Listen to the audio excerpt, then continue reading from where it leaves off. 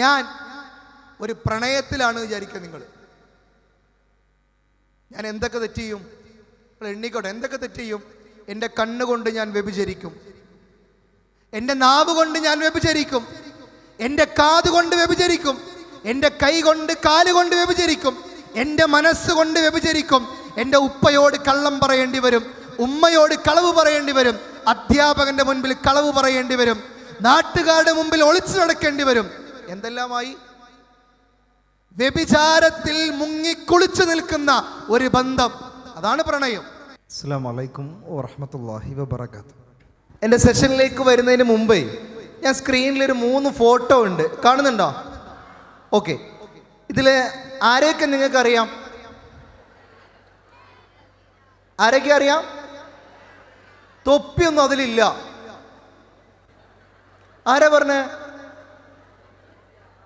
ആരല്ലേ? ഒന്ന് പറയും, ആരല്ലേ? കേട്ടില്ല? ഒന്നും കൂടെ ഇവിടുന്ന് പറയുന്നുണ്ട്. കമല സുരയ്യ അല്ലേ? തൃശ്ശൂര് നിലപ്പാട്ടുകാർക്ക് ആമി, മലയാളികളുടെ കമല സുരയ്യ, ഇംഗ്ലീഷുകാരുടെ കമലദാസ അല്ലേ? കവിത്രിയും അതുപോലെ തന്നെ നോവലിസ്റ്റുമായി ഇന്ത്യയിൽ, കേരളത്തിൽ നിന്ന് ഇന്ത്യ എല്ലാ തലത്തിലും അറിയപ്പെട്ട ഒരു എഴുത്തുകാരിയാണ് ആര്?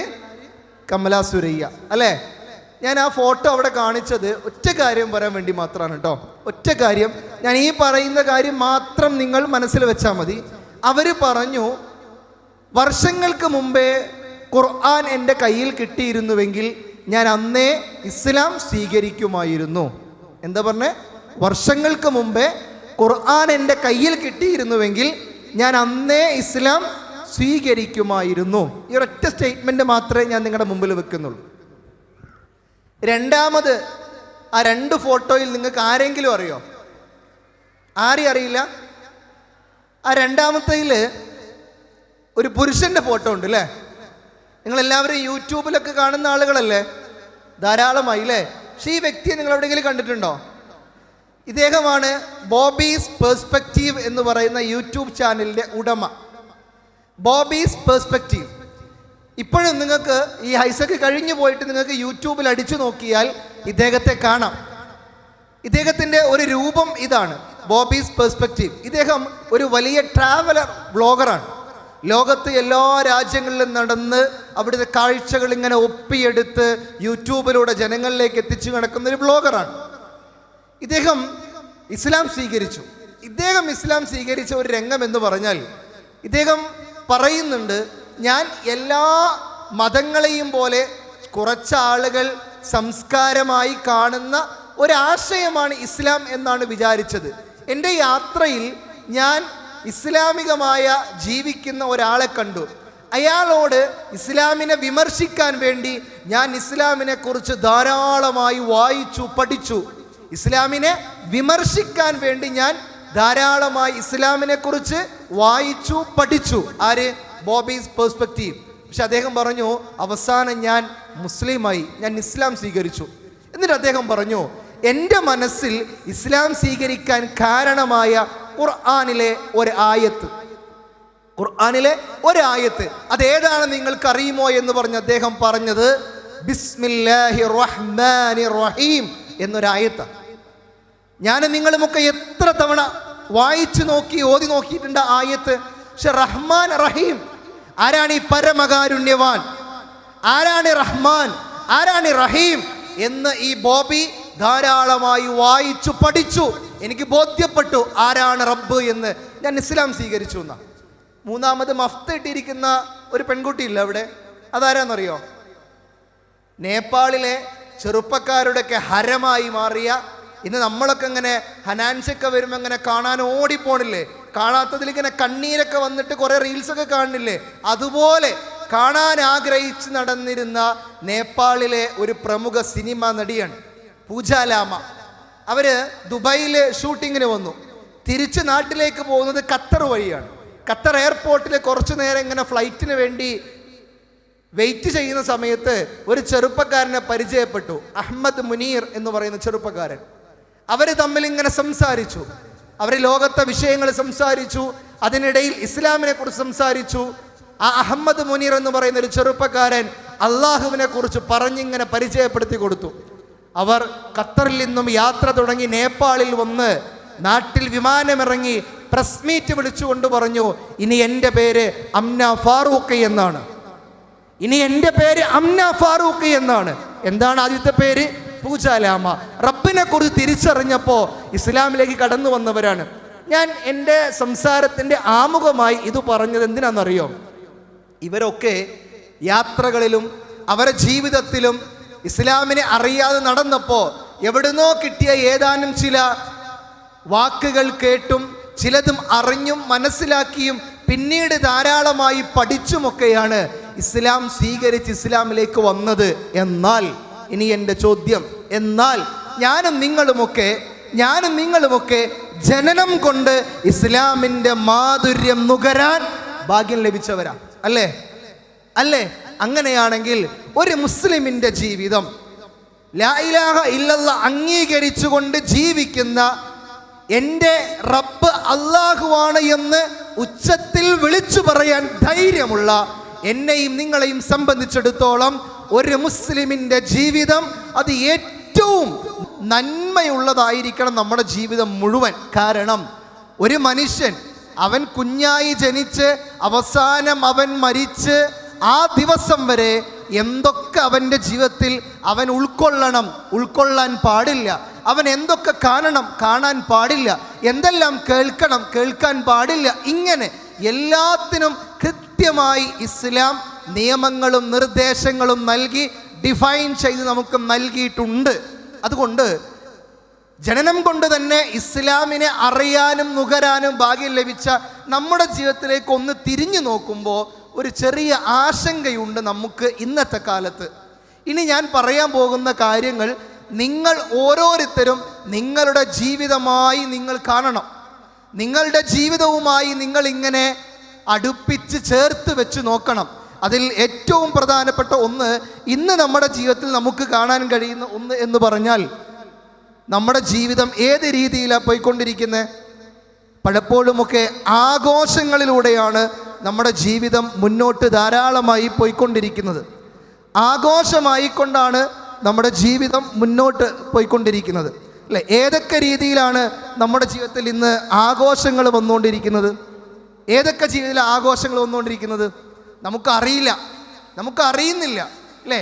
മാവേലി ഇങ്ങനെ ഹെലികോപ്റ്ററിൽ വന്നപ്പോൾ എന്താ രസം, അല്ലേ? ലൈക്ക്, ഷെയർ, കമൻറ്റ് എന്തൊക്കെ കൊടുക്കാൻ പറ്റുമോ ഒക്കെ നമുക്ക് റെഡിയാ, അല്ലേ? ഉമ്മ സെറ്റ് സാരി ഇല്ലാതെ ഞാൻ പോവൂല, അതെടുത്ത് ബസ് സ്റ്റോപ്പിൽ ഇങ്ങനെ ബസ് കയറാൻ പ്രയാസപ്പെട്ട്, കാരണം എന്താ, സെലിബ്രേഷനാണ്. അതിങ്ങനെ റീലാക്കിയും ഫോട്ടോവായും ക്യാപ്ചറായും എടുത്ത് നമ്മളിങ്ങനെ പോസ്റ്റ് ചെയ്ത് അതിൽ വരുന്ന കമൻറ്റുകൾ കണ്ടിങ്ങനെ ആസ്വദിക്കുകയും അതിലാരെങ്കിലും ഒരു നെഗറ്റീവ് കമൻ്റ് ഇട്ടാൽ അന്നത്തെ ദിവസം മുഴുവൻ ഡിപ്രഷൻ അടിച്ചിരിക്കുകയും ചെയ്യുന്ന ഒരു കാലഘട്ടമുണ്ട് നമുക്ക്, അല്ലേ? ഒരു കാലഘട്ടമുണ്ട് നമുക്ക്. പക്ഷേ എവിടുന്നാണ് നമുക്കിത് ലഭിക്കുന്നത്? നമ്മളൊന്ന് ആലോചിച്ച് നോക്കിയേ, എങ്ങനെയാണ് നമുക്കിത് സാധിക്കുക? എന്താണ് ഞാൻ ആഘോഷിക്കേണ്ടതെന്ന് പോലും അറിയാത്ത രീതിയിലേക്ക് നമ്മൾ മാറി. കാരണം നമുക്കിന്ന് ആഘോഷമുള്ളൂ. ആഘോഷം ഉണ്ടെങ്കിൽ അവിടെ ഒരു വൈബില്ല, അല്ലേ? ചായ കുടിക്കാൻ നമുക്ക് എന്ത് വേണം? വൈബ് വേണം. ചായ പോരാ, വൈബ് വേണം, എങ്കിലേ ചായക്കടയിൽ കയറുള്ളൂ. ഭക്ഷണം കഴിക്കാനും നമുക്കത് വേണം. ഒരു വസ്ത്രം എടുക്കുകയാണെങ്കിൽ പോലും നമുക്കതാണ് ആവശ്യം. ഞാൻ സൂചിപ്പിക്കുന്നത്, നമ്മുടെ ജീവിതത്തിൽ പ്രിയമുള്ളവരെ, എങ്ങനെയാണ് നമുക്കിതിന് സാധിക്കുന്നത്?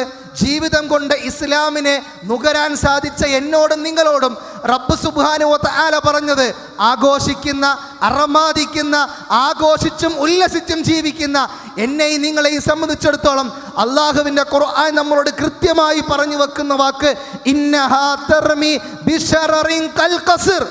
എങ്ങനെയാണ് മക്കളെ, എങ്ങനെയാണ് വിദ്യാർത്ഥിനികളെ നിങ്ങൾക്ക് ആസ്വദിക്കാൻ കഴിയുക? എങ്ങനെയാണ് നിങ്ങൾക്ക് ആസ്വദിക്കാൻ കഴിയുക? ഇന്നഹാ തർമീ ബിശററിൻ കൽ ഖസ്ർ. ഒട്ടകങ്ങൾ ഇങ്ങനെ തുമ്പ് പോലെ ആയി പോകുന്നു. കല്ല, അങ്ങനെയല്ല. അതിനേക്കാൾ അപ്പുറത്ത് ജിമാലത്തുൻ സുഫർ, അതിഗംഭീരമായ കൊട്ടാരം പോലെയുള്ള കെട്ടിടങ്ങൾ തകരുന്ന ഒരു നരകത്തെ നിങ്ങൾ കാണുന്നില്ലേ? ഈ നരകത്തെക്കുറിച്ച് ഓർത്തിട്ടാണ് നമ്മുടെ മുൻഗാമികളായിരുന്ന ആളുകൾ മദ്യപാനം നിർത്തിയത്, വ്യഭിചാരം നിർത്തിയത്, തിന്മകളിൽ നിന്ന് മാറി നന്മയുടെ വഴിയിലേക്ക് അവർ വന്നത്. എങ്ങനെയാണ് നമുക്ക് സാധിക്കുക? എങ്ങനെയാ നമുക്ക് സാധിക്കുക? അള്ള ചോദിക്കുക, എങ്ങനെയാ നിങ്ങൾക്കിത് കഴിയുന്നേ? ഈ ഭൂമിയിൽ ഒരു യാത്രക്കാരനെ പോലെ ജീവിക്കേണ്ട നിങ്ങൾക്ക് എങ്ങനെയാണ് ഇങ്ങനെ ആർത്തുല്ലസിച്ചാനന്ദിച്ച് നിങ്ങൾക്ക് ജീവിക്കാൻ കഴിയുക? നമ്മളൊന്ന് ആലോചിച്ച് നോക്കിയ. ഒറ്റ വാക്ക് മാത്രം കേട്ടോ. ഇപ്പം ഇന്നത്തെ ദിവസം, ഇന്ന് ബുധനാഴ്ചയാണല്ലോ. കഴിഞ്ഞ ബുധനാഴ്ച മുതൽ ഈ ബുധനാഴ്ച വരെ നമ്മൾ പഠിച്ച ഖുർആനിലെ പുതിയ ഒരു ആയത്തേതാ?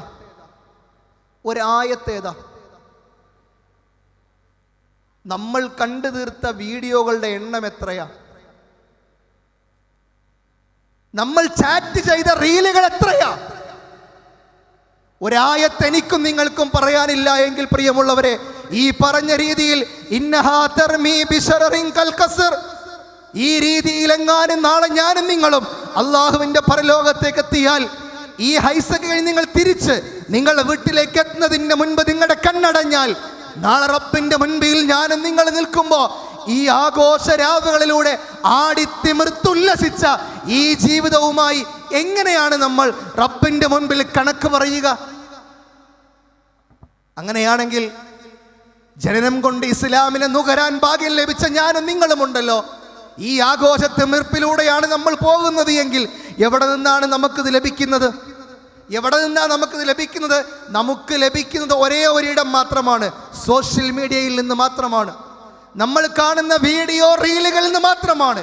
അത് നമ്മുടെ സംസ്കാരവും ജീവിതവുമായി മാറുന്നു. അതല്ല ഒരു മുസ്ലിമിന്റെ ജീവിതവും സംസ്കാരവും ഈ കാണുന്നതും ഈ കളിച്ചുകൂട്ടുന്നതും ഒന്നുമല്ല. അതിനപ്പുറത്തൊരു മനോഹരമായ ജീവിതമുണ്ട്.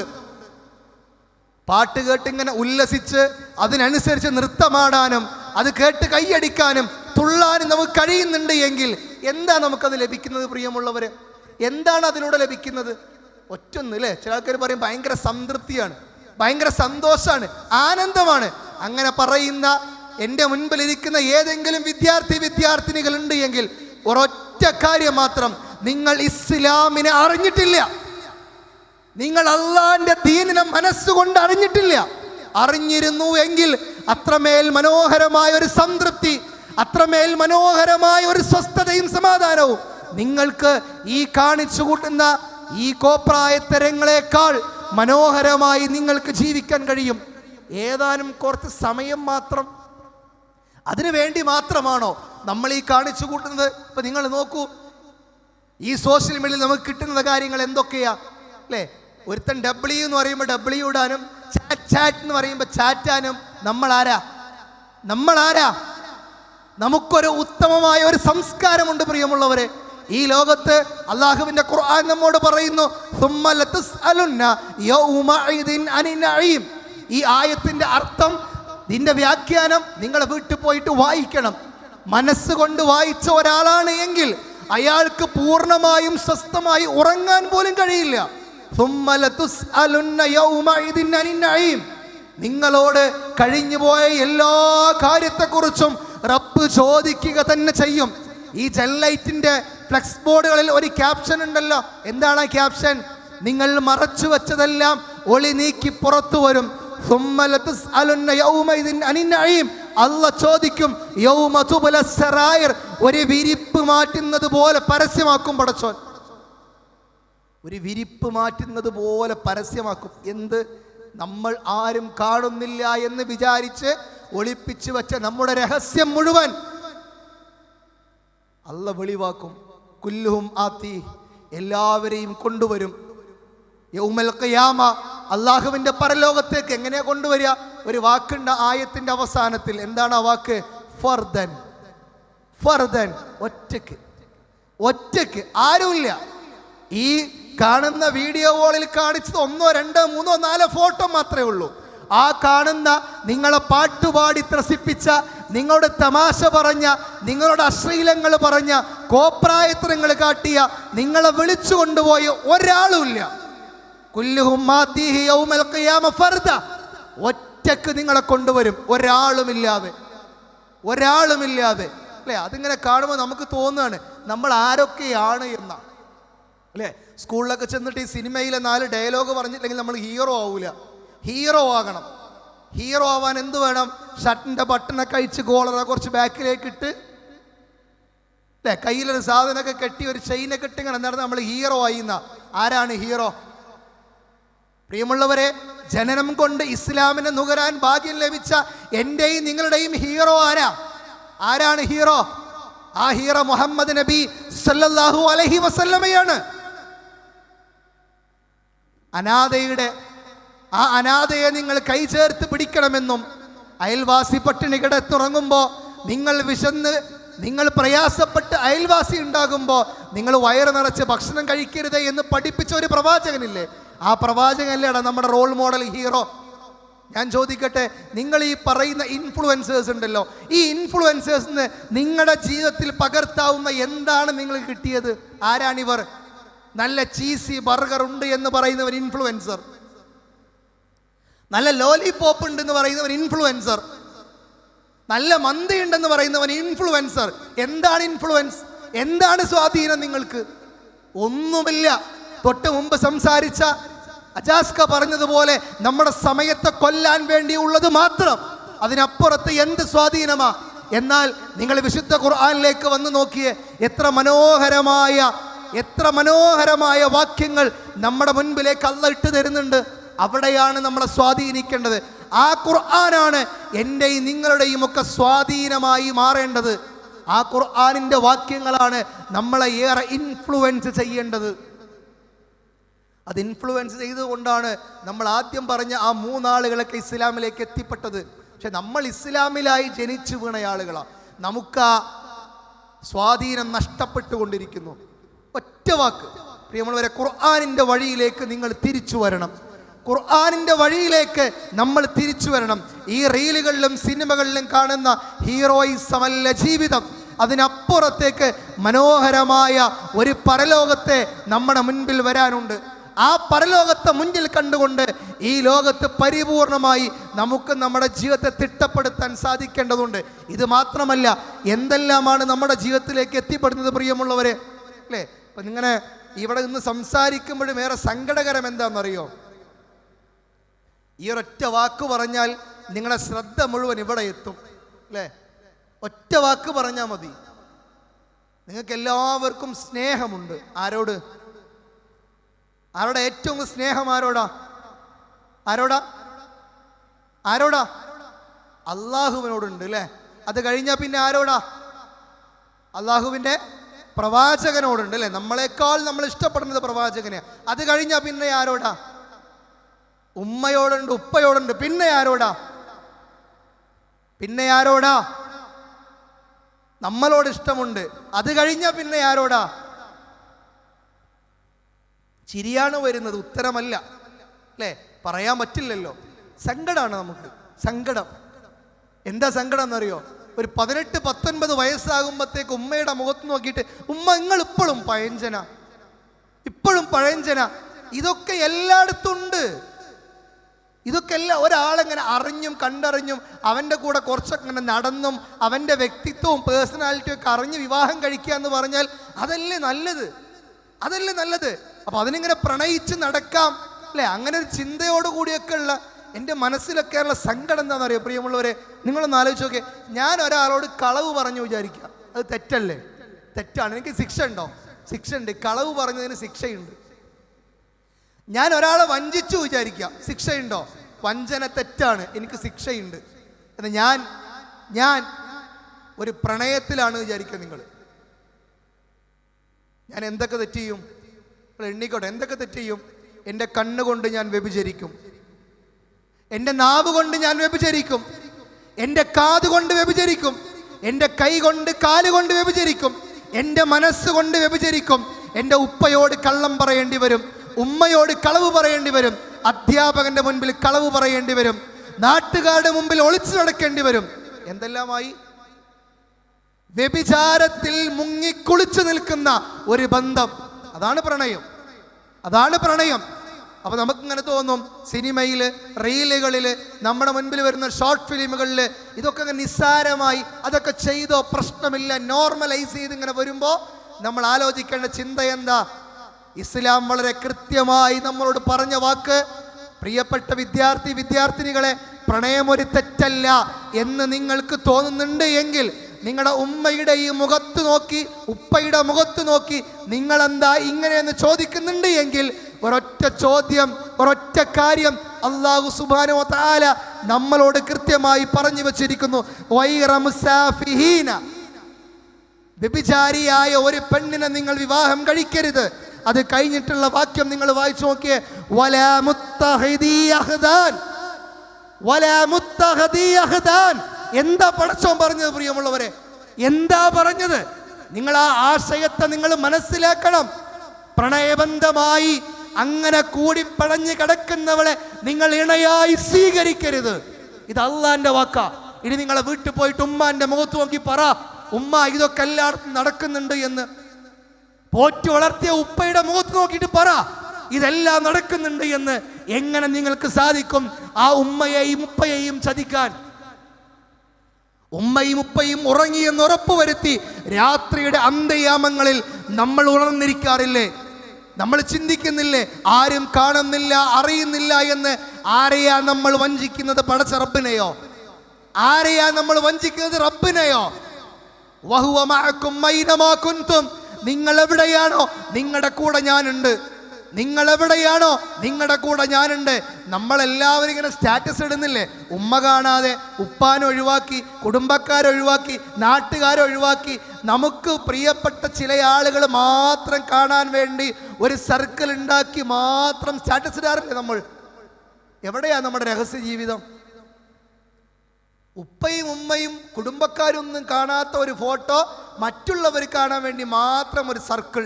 നമ്മൾ വിചാരിക്കുക ആരും കാണുന്നില്ല എന്ന്, ആരും കാണുന്നില്ല എന്ന്. ഇതുപോലെ ഒരു സദസ്സുണ്ടാക്കിയിട്ട് ഇതുപോലെ ഒരു LED വാളിൽ നിങ്ങളുടെ രഹസ്യം മുഴുവൻ റെക്കോർഡ് ചെയ്തൊരു പെൻഡ്രൈവ് ഇവിടെ പ്ലേ ചെയ്താൽ നമ്മൾ എത്ര പേരിയ്ക്കും ഇവിടെ? അതാ ഖുർആൻ പറഞ്ഞ യൗമ തുബ്ലസ് സറായിർ, ഒരു വിരിപ്പ് മാറ്റുന്നത് പോലെ നിങ്ങളുടെ രഹസ്യം അല്ലാഹ് പരസ്യമാക്കുമെന്ന്. നെഞ്ചിൽ കൈവച്ച് തീരുമാനിക്കണം. എവിടെയെങ്കിലും ഒരപകടത്തിൽ, ഒരു തെറ്റിൽ നമ്മൾ കുടുങ്ങിക്കിടക്കുന്നുണ്ട് എങ്കിൽ ഈ സമ്മേളനത്തോടുകൂടി അത് അവസാനിക്കാൻ കാരണമാകണം. ഉപ്പയുടെ മുൻപിൽ പോയി, ഉമ്മയുടെ മുന്നിൽ പോയി നമുക്കത് ഏറ്റുപറയാൻ കഴിയണം. പ്രവാചകൻ സല്ലല്ലാഹു അലൈഹി വസല്ലമയുടെ സദസ്സിൽ ദീനീ കാര്യങ്ങൾ ഇങ്ങനെ കേട്ടുകൊണ്ടിരിക്കെ ആ ക്ലാസ് കഴിഞ്ഞ് വീട്ടിലേക്ക് പോകുന്ന ഒരു സഹാബി, അദ്ദേഹത്തിൻ്റെ മകനുമുണ്ട് കൂടെ. വീട്ടിലെത്തിയപ്പോൾ ഉമ്മ അടുക്കളയിൽ ഇങ്ങനെ പാചകം ചെയ്യുന്നുണ്ട്, ഭക്ഷണം പാചകം ചെയ്യുക.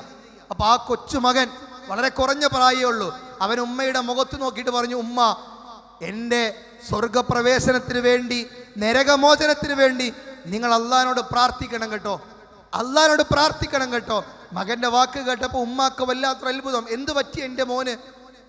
ആ മകൻ പറഞ്ഞു, ഉമ്മ, ഇന്ന് പ്രവാചകൻ ഞങ്ങളോട് പഠിപ്പിച്ചത് നാളെ നരകത്തിൽ തീന് വേണ്ടി ഉപയോഗിക്കുന്നത് വലിയ വലിയ പാറക്കല്ലുകളും മനുഷ്യരുമാണ്, പാറക്കല്ലുകളും മനുഷ്യരുമാണ്. ഞാനിവിടെ വന്നപ്പോൾ കണ്ടു, എൻ്റെ ഉമ്മ പാചകം ചെയ്യാൻ വേണ്ടി തീ പൂട്ടുമ്പോൾ ചെറിയ ചെറിയ വിറകുകൾ അടുപ്പിൽ വെച്ച് അതിനുശേഷം വലിയ വലിയ വിറകുകളാണ് വെക്കുന്നത്. ഉമ്മ, നാളെ പരലോകത്തേക്ക് എത്തിക്കഴിഞ്ഞാൽ ആ പാറക്കല്ലുകൾക്ക് ശേഷം ചെറിയ മക്കളായ ഞങ്ങളെയാണോ ആ നരകത്തിലേക്ക് വെക്കുക? ഉമ്മ തിരുത്തി കൊടുത്തു, മോനെ അങ്ങനെയല്ല.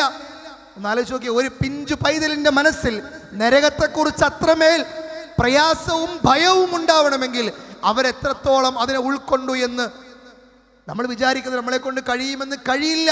അതുകൊണ്ടാണ് ഖുർആൻ പറഞ്ഞത്, കല്ല, അത് നിങ്ങൾ വിചാരിക്കുന്ന പോലെയല്ല.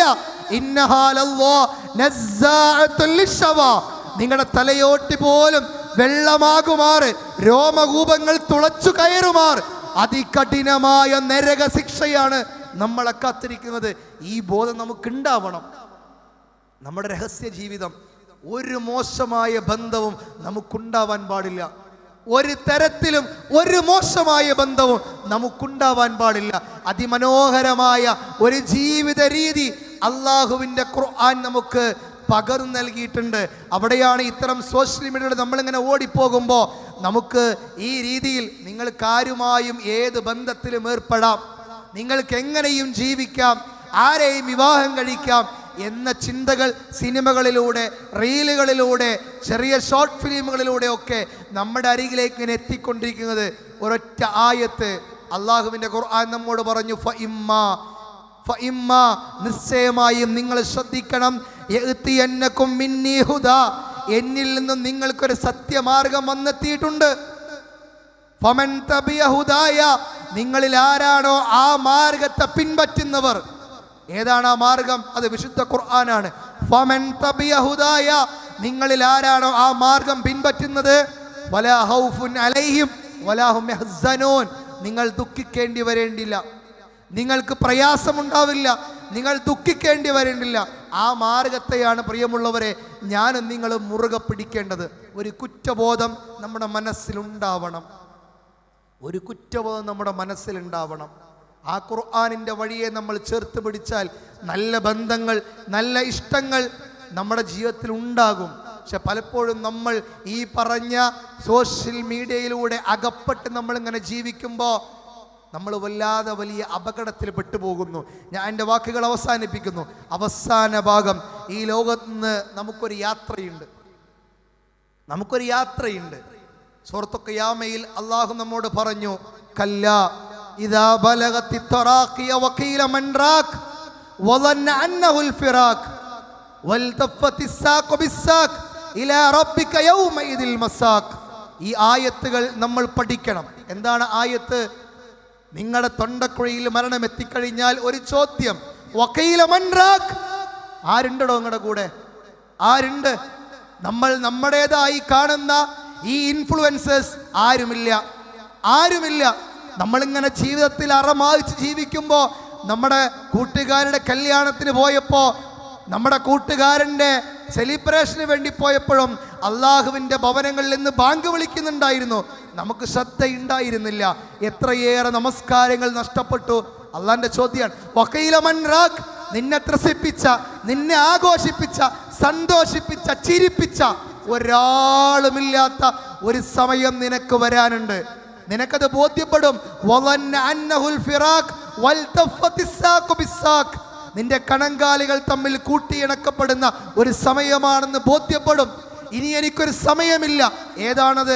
എല്ലാം മറന്ന്, ഇതുവരെ കാണാത്ത രൂപങ്ങൾ കണ്ട്, ഇതുവരെ കേൾക്കാത്ത ശബ്ദം കേട്ട്, തൻ്റെ കണ്ണടച്ച് താടിയെല്ലുകൾ കൂട്ടിക്കെട്ടി, കൈകൾ ചേർത്ത് വെച്ച്, തൻ്റെ തള്ളവിരലുകൾ ചേർത്ത് കെട്ടി, ഒരു വിരിപ്പ് മുകളിലിട്ട് അവസാനമായി യാത്രയാക്കുന്ന ഒരു ദിവസം.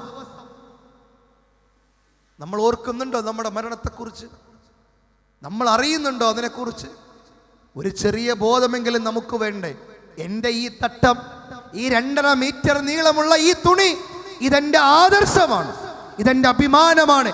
ഇതേതെങ്കിലും ഒരാൾ വന്ന് അതിൻ്റെ രൂപം മാറ്റാനും കോലം മാറ്റാനും പറയുമ്പോൾ മാറ്റി ഉടുക്കാനുള്ളതല്ല. ഇതെൻ്റെ അഭിമാനവും ആദർശവുമാണ്. മരണം വരെ ഇതെൻ്റെ ശരീരത്തിൽ ഉണ്ടാകുമെന്ന ഉറപ്പാണ് പ്രിയമുള്ള വിദ്യാർത്ഥിനികളെ നിങ്ങൾക്ക് വേണ്ടത്. ഏതെങ്കിലും ഒരുത്തൻ്റെ മമ്മുവിൻ്റെ മുടി മാറുമ്പോഴത്തേക്ക് അതിൻ്റെ പിറകെ നടക്കാനുള്ളതല്ലടാ. അതിനപ്പുറത്ത് നെരിയാണിക്ക് മുകളിൽ വസ്ത്രം ധരിച്ച് ഇസ്ലാമികമായ നിയമങ്ങൾ പാലിച്ച് മാന്യമായി ജീവിക്കാൻ ഈ ഇസ്ലാം എന്നെ പഠിപ്പിക്കുന്നു എന്ന ഉറപ്പാണ് നിങ്ങൾക്ക് നിങ്ങളുടെ വീട്ടിൽ, വിദ്യാലയങ്ങളിൽ, നിങ്ങളുടെ നാട്ടിൽ, രഹസ്യ പരസ്യ ജീവിതത്തിൽ മുഴുവൻ നിങ്ങൾക്ക് വേണ്ടത് ഈ ഇസ്ലാമിനെയാണ്. അതുകൊണ്ട് പ്രിയമുള്ളവരെ, ഇലാ റബ്ബിക യൗമഇദിൽ മസാഖ്, അവസാനത്തെ മടക്കം ആ റബ്ബിലേക്കാണ്. അവസാന മടക്കം ആ റബ്ബിലേക്കാണ്. ഇന്ന് ഇവിടുന്ന് പിരിഞ്ഞ നമ്മുടെ വീട്ടിലേക്ക് എത്തിയോ, അല്ലെങ്കിൽ അതിൻ്റെ മുൻപോ ഒരു മരണവാർത്ത നമ്മുടേതാണെങ്കിൽ പോലും ഒരു ചെറിയ പ്രതീക്ഷ നിങ്ങൾക്ക് വേണം. ഒരു ചെറിയ പ്രതീക്ഷ നിങ്ങൾക്ക് വേണം. നമ്മുടെ നമസ്കാരത്തിൽ, ഖുർആനിക പഠന വിഷയങ്ങളിൽ, ദീനീപരമായ കാര്യങ്ങളിൽ പരമാവധി അല്ലേ, എപ്പോഴും നമ്മളിങ്ങനെ എന്ത് മതം, എന്ത് IGM, എന്ത് MSM അല്ല, അതിനപ്പുറത്ത് ദീനീ സദസ്സുകളിൽ പരിപൂർണമായി ഞാൻ ഉണ്ട്, എൻ്റെ ജീവിതവും അത് പ്രകാരമാണ് എന്ന ഉറപ്പ് വരുത്താൻ എനിക്കും നിങ്ങൾക്കും സാധ്യമാകേണ്ടതുണ്ട്. ആ രീതിയിൽ നമ്മുടെ ജീവിതത്തെ കൃത്യമായി ദീനീ മാർഗത്തിൽ നിലയുറപ്പിച്ചു നിർത്താൻ നമുക്ക് സാധിക്കേണ്ടതുണ്ട്. ഈ കേട്ട വാക്കുകൾ നിങ്ങളുടെ മനസ്സിൽ എവിടെയെങ്കിലും ഏതെങ്കിലും ഒരു തരത്തിൽ നിങ്ങൾക്ക് ബോധ്യപ്പെട്ടിട്ടുണ്ട് എങ്കിൽ പ്രിയമുള്ളവരെ, നിങ്ങളുടെ തിന്മയുടെ വഴിയിൽ നിന്ന് നിങ്ങൾ വഴിമാറണം. നന്മയുടെ പാന്താവിലേക്ക് നിങ്ങൾ ചേർന്ന് നിൽക്കണം. ആ രീതിയിൽ ഈ ലോകത്ത് നിന്ന് വിട പറയാൻ നമുക്ക് സാധിക്കേണ്ടതുണ്ട്. അല്ലാഹു സുബ്ഹാനഹു വ തആല അത്തരത്തിൽ ഈ ലോകത്തിൽ നിന്ന് നന്മയുള്ളവനായി മരിച്ചു വീഴുവാൻ ഭാഗ്യം ചെയ്യുന്നവരെ കൂട്ടത്തിൽ എന്നെയും നിങ്ങളെയും ഉൾപ്പെടുത്തി അനുഗ്രഹിക്കുമാറാകട്ടെ. വആഖിറു ദഅവാന അനിൽ ഹംദുലില്ലാഹി റബ്ബിൽ ആലമീൻ. അസ്സലാമു അലൈക്കും വറഹ്മത്തുള്ളാഹി വബറകാതുഹു.